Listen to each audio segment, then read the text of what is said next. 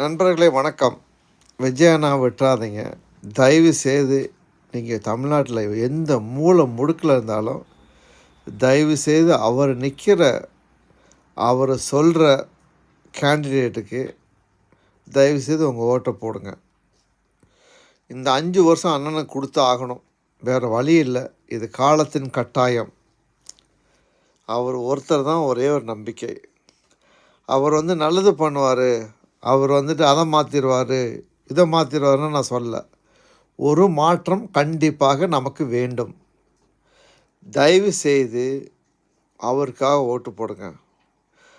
காங்கிரஸ் வரும்னு நான் எதிர்பார்க்குறேன். காங்கிரஸே வரல அப்படின்னாலும் அண்ணன் சொல்கிற கேண்டிடேட் உங்கள் ஊரில் நிற்கும்போது தயவு செய்து அவருக்காக ஓட்டு போடுங்க. கண்டிப்பாக சொல்கிறேன், அவர் பணத்துக்காக ஆசைப்பட மாட்டார். பணத்துக்காக ஆசைப்பட்டிருந்தா மனுஷன் இதுக்குன்னா வரவே மாட்டார் அரசியலுக்குள்ளார். சொகுசான வாழ்க்கை வாழணும்னு ஆசைப்பட்டிருந்தாருன்னா எங்கேயோ எப்படியோ செட்டில் ஆகிருக்கலாம்.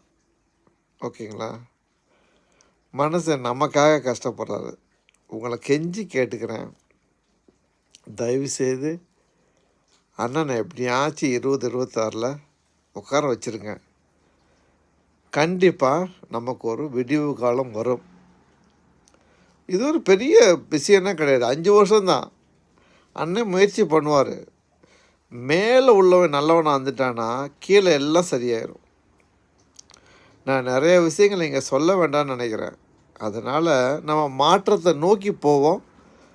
விஜய் அண்ணனுக்கும் விஜய் அண்ணன் நிற்க வைக்கிற உங்கள் தொகுதியில் உள்ள வேட்பாளருக்கும் தயவு செய்து ஓட் பண்ணுங்கள். தேங்க்யூ, நன்றி.